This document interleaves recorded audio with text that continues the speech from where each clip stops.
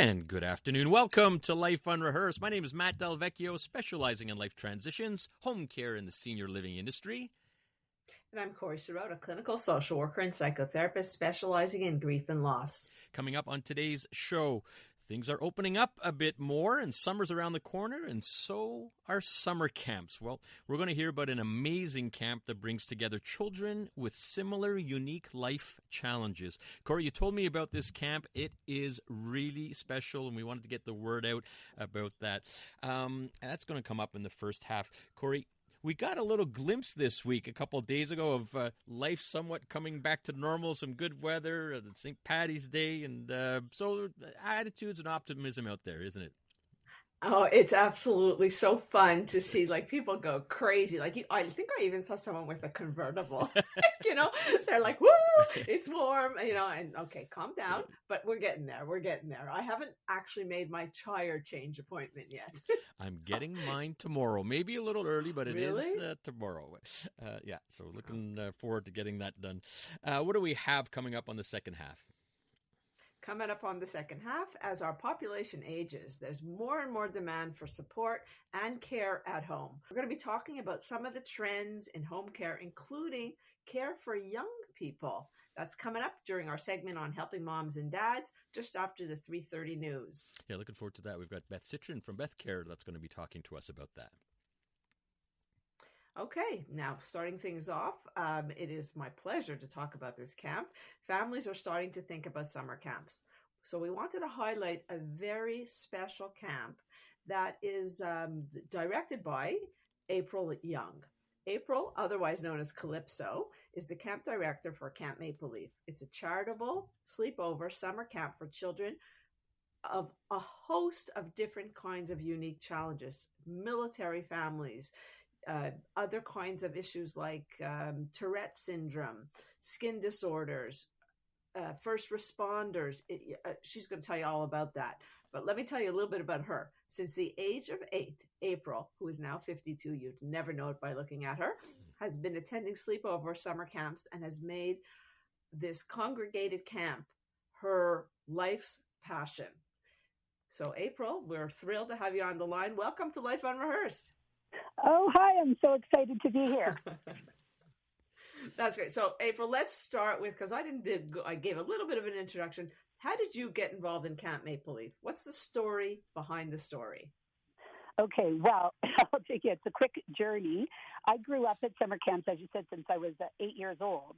And something else as a child, I was actually a very sick child that grew up in hospitals myself. With an unknown, they didn't know what I had. So I had lots of testing, and sometimes I'd live in the hospital for up to 6 months at a time. And in the end, I had something called immotile cilia syndrome, which is a very rare disorder. And I'm okay, and I carry on with my life. But what happened was, like many children who go through medical challenges when they're young, they want to grow up to make life better for other kids who are going through life challenges like that. And what happened is I knew I wanted to help out kids who were sick to make their life better. And I wasn't great at math and science, so I wasn't going to be a doctor.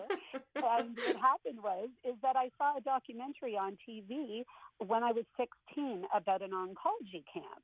And I said, oh, my goodness, that's what I want to do with my life, my love of camp and my yearning to help children who are sick and put it together. And that's what I ended up spending my life working toward. And then my journey took me through many different types of congregated camps where children come together with the same unique life challenge. And when Camp Maple Leaf came about, it was just such a dream because basically we are the camp for all of the children who could use a camp, but perhaps it isn't a big enough group because it's so rare for them to have a camp of their own all summer. So when they come to us, we are their camp. And it has just been a dream come true. It really is special, April. You're listening to Life Unrehearsed with Matt and Corrie. And we've got April Young on the line talking about Camp Maple Leaf. And April, this really does resonate with me personally, having a child with special needs and growing up through a school system where most children have some form of special needs. And when I heard about this camp, boy, it struck a chord. And what I love about it is that it's not a camp for one specific needs. You're really doing sort of themes and specialty type camps. So can you bring us through some of the specialty and the unique challenges where you're trying to get kids with similar challenges? Right. So, we have a few different types of camps. We're actually right now, I think it's about 9 different groups of children who share a similar challenge that come together. And what happens is some of the sessions, there's just one group there, like one type of challenge. And some of the challenges that come are so unique that there's only a couple of cabins of them. So we have a few different camps within a camp. So that's kind of neat. So so is there any particular ones that you'd like to ask me about, or do you want me to? I think you should go through some of the more popular ones. Corrie mentioned a couple of them, but there really are quite a bit. What are some of the more popular ones that Sure. Okay, resonate? well, they're all so popular because they're fantastic, but I will start. Okay. Good for you. Yeah, it's true. We do run 4 sessions for children of Canadian military families, and that is both those who are serving and veterans. And what was really interesting is when I started with this camp, I've had experience with children with medical needs, but not with the military. I've worshipped them and looked up to them and said, wow, but I've never been part of the military community.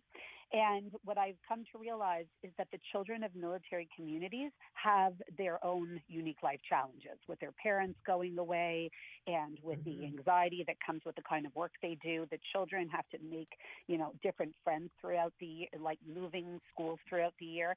So that's pretty neat. So we do 4 of those sessions. And we have one for children of military and first responder that their parent has an operational stress injury due to their service. So that's called Camp Kids of Heroes. And then some of our other sessions is we have a camp for kids, as Corrie mentioned, with Tourette syndrome and for Down syndrome. And we have camps for children with skin differences and facial differences and limb differences. We have a camp for children who are grieving the death of a parent or sibling, and children who have dwarfism. And I'm sure there's more, but that's the tip of the iceberg. Well, and we're also yes. It just shows how diverse and how many different kinds of challenges you are helping bring together, which is unbelievable. I want to put a theme on here. April, what's the value of offering so many different kinds of camps? What are they getting? Okay, so this is the thing. I'm a believer in camp, and all camp is great, right? But what happens when you bring together kids who share the same life challenge is this is one place where they get to meet other kids who are going through the same stuff, so they realize they're not alone in the world. We've had kids who have come to the camp who never met another child who have their particular challenge in their life. And what happens is when this happens, they're together and they learn from each other, how they go about navigating the world, and it gives them tools for their toolbox. And our number one goal of all of our camps is that the kids make friends that follow them home, which is peer support, which is the best thing that kids can have. So these friends that follow them home, they're there for them year round, especially with social media. The world has really gotten a lot smaller, and we consider ourselves home-based. No matter where the kids go, they have a home with us, and they keep in touch year round. I just love that, and I love the term tools in their toolbox, and it's so true. We see that, and what it is all about, just like you're explaining, April, it's about giving them confidence and some normalcy to their life, and that is really something special when you're doing these theme camps. We're talking with April Young. She's the director at Camp Maple Leaf, and we're going to hear a lot more about this camp and all the activities that you're offering. And April, you must have story after story when you're doing these camps. It is very heartfelt, and we have to head out to traffic right now, April. But when we come back, we want to hear a couple of these magical moments, and then we're going to get into some of the actual activities you're providing at this camp. I'm Corrie Sirotto with my co-host Matt Del Vecchio, and we are talking with April Young, a.k.a. Calypso, about the summer camp that she is the director of, Camp Maple Leaf. It's a camp that brings children together with similar, unique life challenges. Now, I'm talking about challenges. April, I'm going to give you a challenge because you have many, many, many stories and probably magical moments about camp. We just wanted to hear one or two in the time that you have. Okay. You know what? It's like so funny during the break. I was trying to narrow it down to one or two. So here, I'm going to go for it. I have two. Okay. One very quick. So one of them is that the kids went home after one of the sessions, and I get a call from a parent who I'm usually getting very happy calls, but this parent said the child did not shower the whole time they were at the camp. Now, they swam every day, but still, where was the soap? So I was like mortified, and I'm like, this can't happen again. Now, we don't force anybody to do anything at camp. It's challenge by choice. So we had to make showers that fun that everybody's taking one. So we have a fire hose that we practice regularly with just in case, we need to put out anything. Right. So we have this giant fire hose, and we set up a giant tarp and outdoor music and body paints and bubbles, and we called it the power shower with music. And if I tell you, it was probably one of the best moments of my life, watching the entire camp in their cohorts dancing around the big field. And then when one kid came down, I was standing at the bottom filming the kids to come down. One kid comes down and she says, "This is the best day of my entire life." And she was showering, but I forgot to mention the fact that before they got on the slide, we covered them in biodegradable soap and shampoo. Oh, makes sense. That's it was so funny. So that was definitely one of my favorite moments in the last 30 years of camping. So the other one's a little bit more emotional. We, for our Kids of Heroes program, we had this evening program where like a whole camp activity. And we have mental health professionals who are on staff that week, or they come to volunteer in order to be there to emotionally support the kids who go through their own challenges because of what their parents go through. So they are social workers. And what happened was is we set up a court, like a mock court, and they were on trial to see if they knew enough about the superheroes in life, like Batman and Spider-Man, to see what their operational stress injury was. And the kids would get to dump slime on their heads every time they got something wrong about a superhero. Anyways, in the end, in the last round, one of the social workers says, "Okay, for the last question, who is your favorite superhero?" And the kids all put up their hands, and one kid's like, "I like Wonder Woman, I like, a Green Lantern." One kid puts up their hand and says, "My mom's a fighter pilot, and she's my hero." Well, don't you know, every single hand went up, and the kids started screaming over each other about what kind of hero that their parents were to them and to the country. And if I tell you, there wasn't a dry eye in the house of all the camp counselors and stuff. And it was such a powerful moment when the kids realized, their parents have these operational stress injuries, whether it's PTSD, depression, anxiety. It's because they put themselves out there to protect the country. And it was just an amazing moment. No doubt. Listening to Life on Rehearse with Matt and Corrie, and we're talking with April Young about her summer camp called Camp Maple Leaf, a camp that brings together children with similar unique life challenges. Talk about, having your parents as their superhero. I got to have those kids talk to my kids, Corrie. They might disagree. April, you mentioned some of the activities. Love the shower and the fire hose activity. Real quick, what are some of the more popular activities? And I guess they have to vary depending on some of the themes, but what are some of the activities that are done at camp?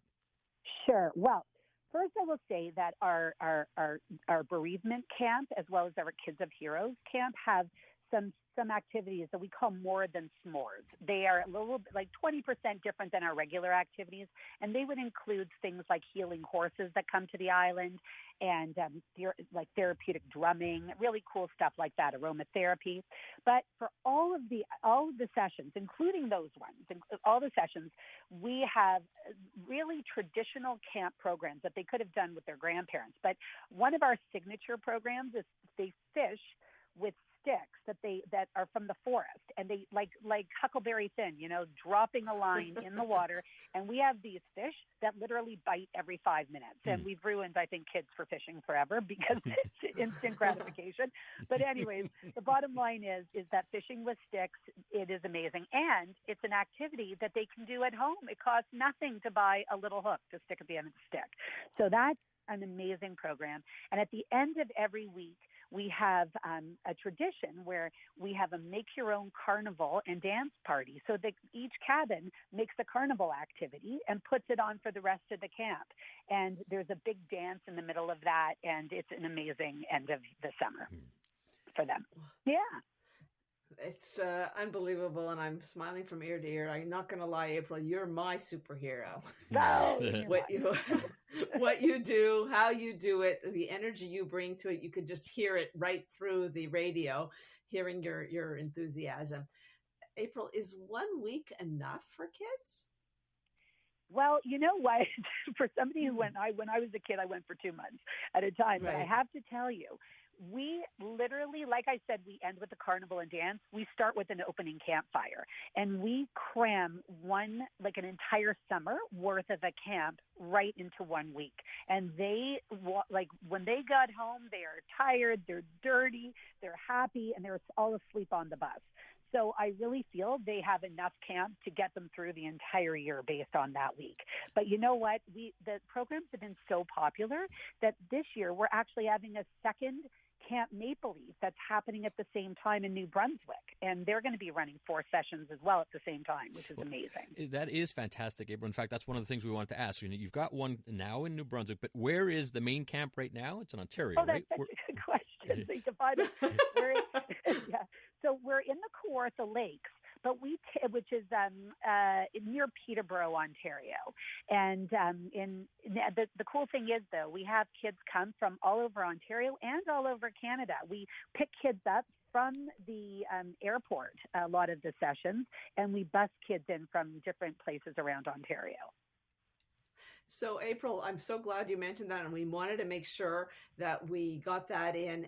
Also, what's the cost of the program? Well, that's a good question. So first of all, I will say we never turn a child away due to the family's ability to pay. So what we do is we ask for $875 is a fee, but they pay what they can afford of it. And that is because some people, the money isn't the challenge. They just need the program. So what it does is it helps us stretch the fundraise dollar further. That is just incredible. Really special. April, we're so glad you came on the show.